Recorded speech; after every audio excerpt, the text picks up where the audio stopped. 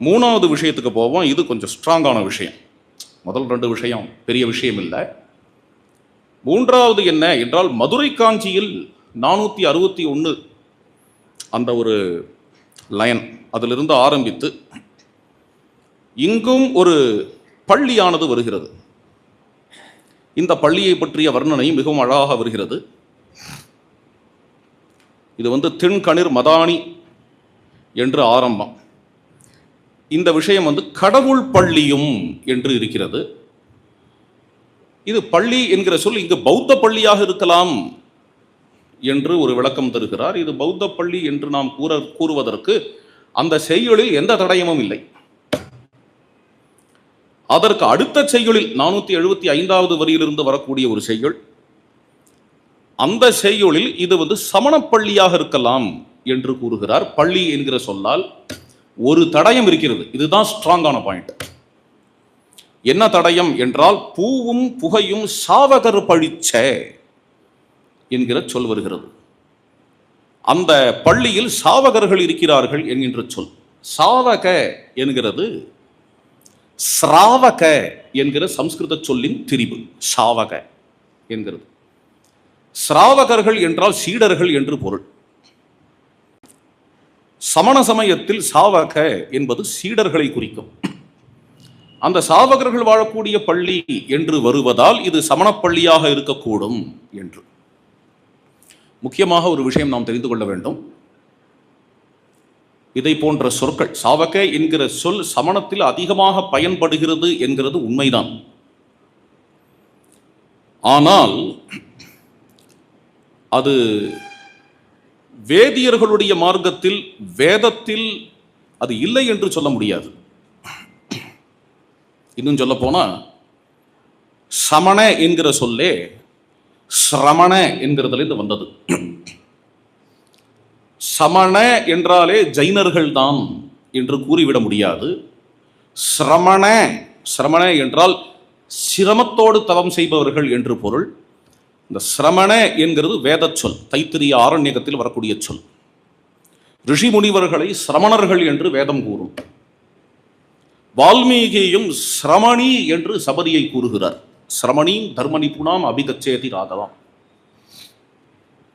சிரமணாக ஊர்த்வமந்தினஹா என்று வேதம் கூறுகிறது. பிராணாயாமம் செய்யக்கூடிய சிரமணர்கள் என்று கூறுகிறது. அந்த சிரமணர்கள் என்றால் தபஸ்விகள் என்று பொருள், தவம் செய்பவர்கள் பொருள். சமண மதத்தில் அந்த சொல்லை எடுத்துக்கொண்டார்கள். எப்படி பள்ளி என்கிற சொல்லை இன்றைய தினம் பாய்கள்லாம் எடுத்துக்கொண்டிருக்கிறார்களோ, அது மாதிரி சமணர்கள் என்கிற சொல்லை சமண சமயத்தில் கொண்டார்கள். ஏனெனில் அவர்களும் மிகப்பெரிய தவம் செய்யக்கூடியவர்கள். ஆதலால் அவர்களுக்கு சமணர்கள் என்கின்ற பெயர் வந்தது. இது மாதிரி 2-3 உதாரணம் கொடுக்க முடியும். இன்னைக்கு கூட சில பேர்கள்லாம் வேதம்ங்கிற பெயர் எடுத்துக்கிறார்கள் இல்லையா, வேதாகமம் இதெல்லாம் எடுத்துக்கொள்ளுகிறார்கள் இல்லையா. அது மாதிரியா சிராவக என்கிற சொல் அது சமண மதத்தில் நன்கு உபயோகப்பட்டிருந்தாலும் நம்முடைய சாஸ்திரங்களிலும் சிராவக என்கிற சொல் வரத்தான் செய்கிறது. ரிக்வேத சிராவகம் பைலம் ஜக்ராஹச மகாமுனிஹி, விஷ்ணு புராணம் 4வது அம்சம் 8வது அத்தியாயத்தில் வரக்கூடிய விஷயம் அது. 3வது அம்சம் 4வது அத்தியாயம் 8வது ஸ்லோகம். ரிக்வேத சிராவகம் பைலம் ஜக்ராஹச மகாமுனி. ரிக்வேதத்தை அத்தியனம் செய்யக்கூடிய பைலர் என்கின்ற சிராவகரை வேதவியாசர் ஏற்றுக்கொண்டார். சமணத்திலும் வருகிறதே, வைதிகத்திலும் வருகிறதே சிராவக என்கிற சொல். எதில் முதல் வந்திருக்கும்? சிராவக என்பதற்கு ஒரு லிட்ரல் மீனிங் என்ன, வாட்சியார்த்தம் என்ன என்கிறதை பார்த்தால் எதில் முதல் வந்திருக்குங்கிறது நமக்கு புரியும். சிராவக என்பதற்கு பொருள் என்ன? யாராவது சொல்ல முடியுமா? சிராவக, சிரவணம், கேட்கறது. சிரவணம்னா கேட்கறது. சிரவணம்ங்கிற சொல்ல வச்சு நம்ம நினைப்போம் சிராவகன் என்றால் கேட்பவன் என்று. அது பொருள் அல்ல. பின்ன என்ன அப்படின்னா, நிச்சு பிரயோகம் மாதிரி கேட்க செய்பவன் என்று பொருள். கேட்கச் செய்பவன் என்று பொருள். அது சீடனுக்கு எப்படி வரும்? குருதானே கேட்கச் செய்கிறார். சீடனை எப்படி சிராவகன் என்று சொல்லலாம் என்றால், வேத பாடசாலையில் தான் சீடன் கேட்கச் செய்கிறான். ஆமா, குரு தன்னுடைய வாயால சொல்லக்கூடியது கம்மி தான். வேத பாடசாலையில் 10 சந்தை இல்லையா? 10 சந்தை அவர் சொல்லுவார். மற்றது எல்லாமே சீடன் சொல்லி குரு கேட்பார். மற்றதெல்லாம் என்னென்ன? 100 முறை திருவைன்னு பேர். 100 முறை சீடன் சொல்லி குரு கேட்க வேண்டும். இதற்கு திருவை என்று பெயர். அதுக்கு மேல தரவாவிருத்தின்னு ஒண்ணு, அதுவும் 100கணக்கான முறை தரவாவிருத்திங்கிறது சீடன் சொல்லி குரு கேட்க வேண்டும். அதன் பிறகு நித்தியமுமே ஆவிருத்தி, அது காலப்போக்கில் பிரம்மயஜ்யம். இது எல்லாமே குரு சீடனிடமிருந்து கேட்கக்கூடியது. குரு சொல்லுவது மிகவும் கம்மியானது. இவ்வளவு முறை அவன் சீடன் குரு சொன்னதை வாங்கி சொல்லி, சந்தையிலேயே குரு 1 முறை சொல்லுவார், சீடன் 3 முறை சொல்லுவான். அங்கேயே ஆரம்பம். அப்படி சீடனை சொல்ல சொல்லி அதை செவிசாய்த்தல், அது கேட்பது என்கிறது வேத பாடசாலையில் உள்ள விஷயம். ஆதலால் சீடனுக்கு சிராவகன் என்கிற பெயர் வந்தது. அது பொருத்தமாக இங்கு விஷ்ணு புராணத்தில் ரிக்வேத சிராவகம் பைலம் என்று அமைந்திருக்கிறது. ஆதலால் சாவகர் பழிச்ச என்கிறதை இது சமணச் சொல் என்றுதான் எடுத்துக்கொள்ள வேண்டும் என்கின்ற அவசியம் இல்லை. இது அடுத்த பாயிண்ட். மற்றொரு விஷயம் அவர் கூறுகிறார், அது இன்னும் இன்ட்ரெஸ்டிங்கான விஷயம். சமணர்களும் பௌத்தர்களும் சொல்லக்கூடிய அன்பு, ஆதரம், நிலையாமை முதலியவைகள் எல்லாம் சங்க இலக்கியத்தில் வருவதால் சமணம் சங்க காலத்தில் உண்டு என்று கூறுகிறார். இது ரொம்ப கொடுமை. அதாவது என்னவோ வேதத்துல ஆதரம்னோ அன்புன்னோ எதுவுமே இல்லாத மாதிரியும், வேத வழியில இது எதுவுமே கிடையாது, எல்லாம் வெறி பிடிச்சு அலைந்தார்கள் அப்படிங்கிற மாதிரியும், நிலையாமையை பற்றியும் ஆதரத்தை பற்றியும் அன்பை பற்றியும் என்ன அஹிம்சையை பற்றியும் என்ன சங்க காலத்தில் வருகிறதோ இதெல்லாம் சமணர்களுடைய யோகதானம் என்று சொல்லுவது, இது அஜெண்டால பேசுறது இல்லை.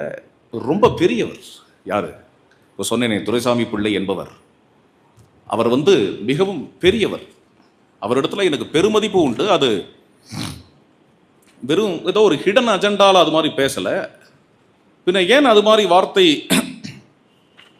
விழருது என்று கேட்டால், தவறாக சொல்லிவிட்டேன். சண்முகம் பிள்ளை, திரு சண்முகம் பிள்ளை இது மாதிரியா சொன்னதற்கு காரணம் என்னன்னா, அது கிட்டத்தட்ட ஒரு 150 வருஷமா அப்படியே நம்ம ஹிஸ்டரியில படிச்சு படிச்சு படிச்சு படிச்சு ஊறி போயிடுது. நமக்கே அப்படி ஊறி போயிடுது. சாந்தி, அன்பு, ஆதரம், நிலையாமை அப்படின்னாலே அது சமணம். அருள் என்றாலே அது சமணம். அதற்கும் நம்முடைய மதத்துக்கும் எந்த சம்பந்தமுமே கிடையாது. எல்லாம் கோவிலுக்கு போவானுங்க, வழிபடுவானுங்க.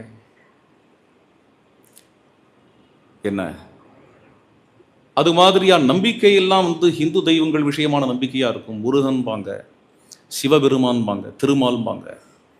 ஆனா என்னன்னா, இந்த அருள், அருளாமை, நிலையாமை, திருப்தி, சாந்தி இதெல்லாம் சமணத்திலேருந்து வந்தது என்கின்ற இது என்ன ஒரு கொடுமையான நிலை இல்லையா?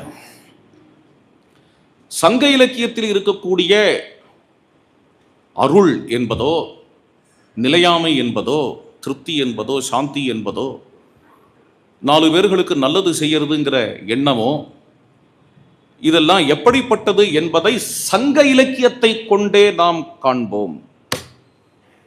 புறநானூறு 362வது பாடல், அதில் வரக்கூடிய விஷயம் ஒரு மன்னனுடைய கொடுமைகளை பாடுகிறது. இந்த மன்னன் என்ன விடயங்களில் கடுமையாக இருக்கிறான்ங்கிறத பாடிட்டு வரும்பொழுது திடீரென்று கூறுகிறது, நான்மறை குறித்ததன்று. இந்த மன்னன் செய்யக்கூடிய கொடுமைகள் இது நான்மறைகளுடைய விஷயம் இல்லை.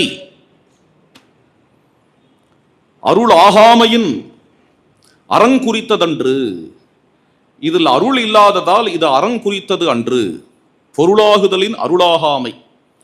இது வேதோக்தமானதும் அல்ல, இது சாஸ்திரோக்தமானதும் அல்ல என்று குறிப்பிடுவதால் வேதத்தினுடைய விஷயம் அருள், ஈர நெஞ்சம் என்கிறது நமக்கு புரிகிறது. இதைவிட தெளிவாக சொல்ல வேண்டும் என்றால் பரிபாடலில் 14வது பாடல் 27வது வரி, இருபிறப்பு இருபெயர் ஈர நெஞ்சத்து ஒரு பெயர் அந்தணர் அரண் அமர்ந்தோயே என்று வருகிறது. இது என்ன அப்படின்னா, இந்த வேதம் இருக்கிறதே, அந்த வேதத்தில் எந்த ஒரு ஈர நெஞ்சம் இருக்கிறதோ அந்த ஈர நெஞ்சத்தில் அமர்ந்திருக்கக்கூடியவரே என்று தெய்வத்தை வாழ்த்துகிறது பரிபாடல். இதெல்லாம் ஒரு உதாரணமாக காட்டுகிறது. இது மாதிரி பல உதாரணங்கள் சொல்லலாம்.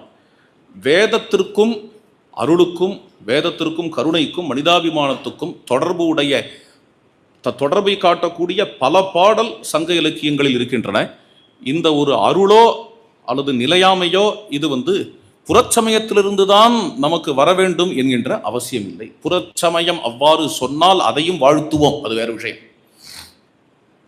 புறச்சமயங்களில் அது வருகிறது என்றால் அது மிகவும் பாராட்டத்தக்கது, அதில் எந்த விதமான ஐயமும் இல்லை. இருந்தாலும் நம்முடைய சமயத்தில் இல்லாதது ஒன்றும் இல்லை. இது அஹிம்சையோ, அஹிம்சா பரமோ தர்மஹா, அஹிம்சை என்பதோ அருள் என்பதோ இது எல்லாம் நம்முடைய சமயத்தில் இல்லாதது ஒன்றும் இல்லை. அதுதான் நாம் முக்கியமாக புரிந்து கொள்ள வேண்டிய விஷயம். இதையெல்லாம் பார்த்து கொண்டு வந்தோம் இல்லையா? வேற என்ன சொல்லுகிறார்? ஸ்ராவக தான் கடைசியா சொன்னேன். நம்ம எத்தனை பாயிண்ட் சொன்னேன்? 4. சரி,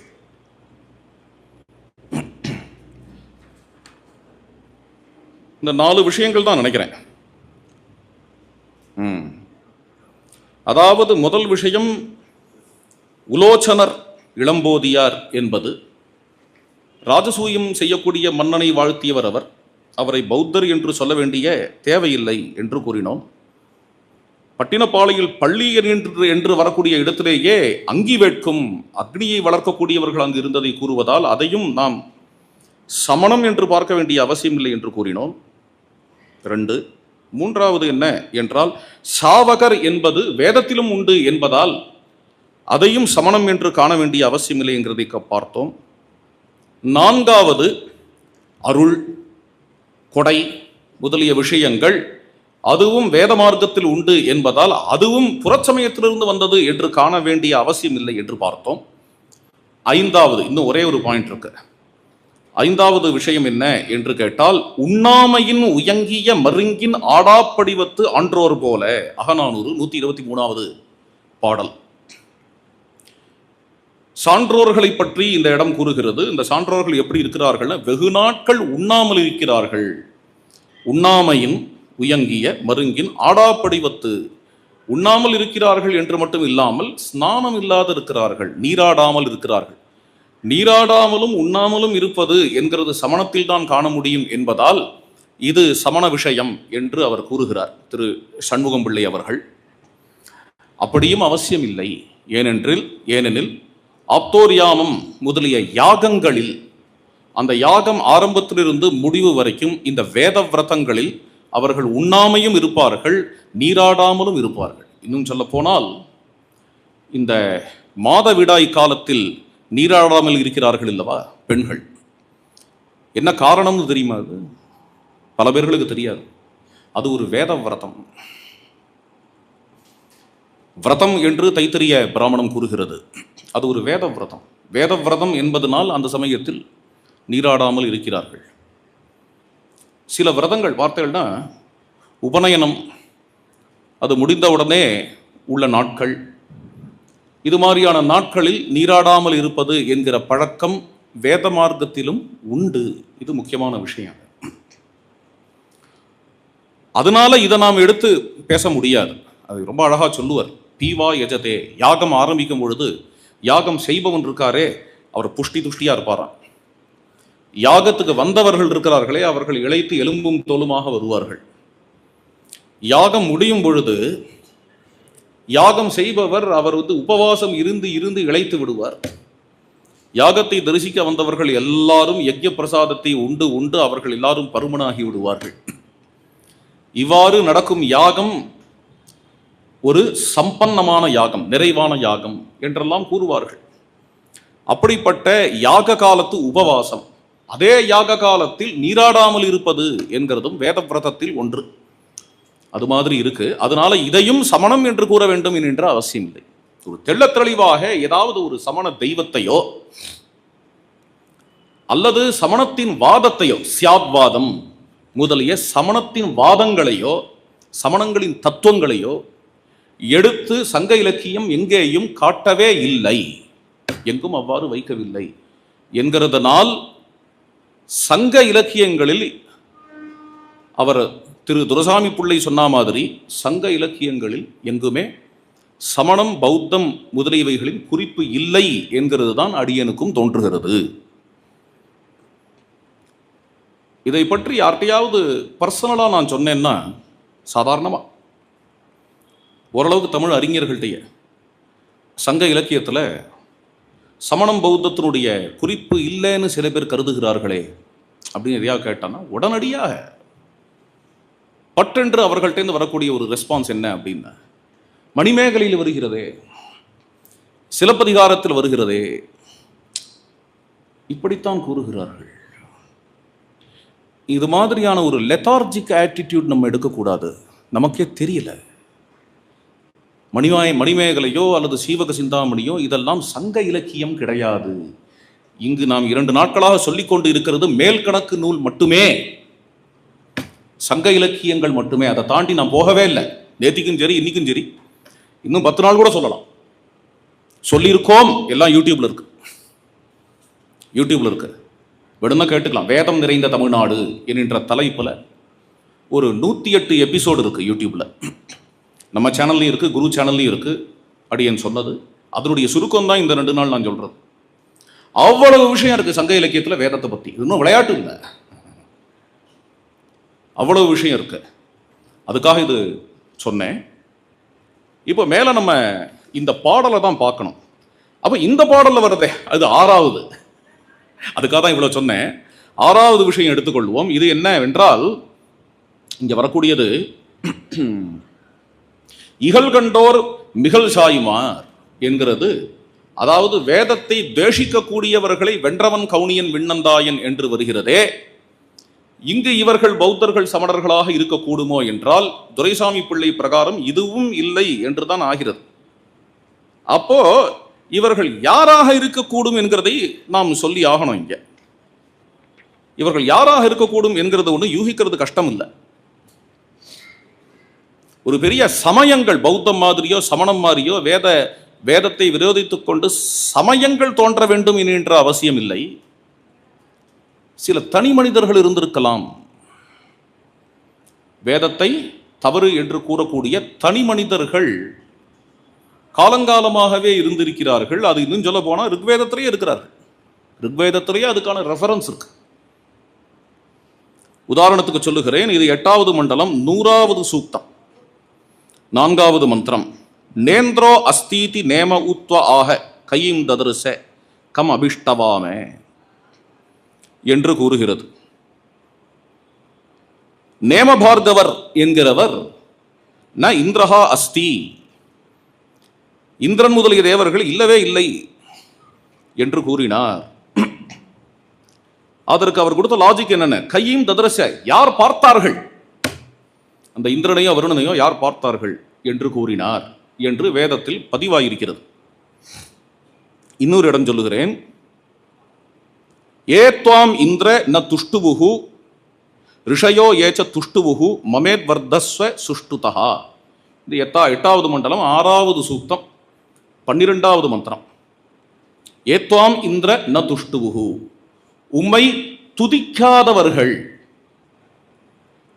ரிஷயோ ஏச்ச துஷ்டுவுஹு, உன்னை துதிப்பவர்கள், இவர்கள் இருவராலேயும் நீர் வளருகிறீர், இறைவனே நீர் வளருகிறீர் என்கின்ற மந்திரம். துதிக்காதவர்கள் துதிப்பவர்கள் இருவராலேயுமே நீர் வளருகிறீர் என்கின்ற மந்திரம். துதிக்காதவர்கள் இருந்திருக்கிறார்கள் தெரிகிறது.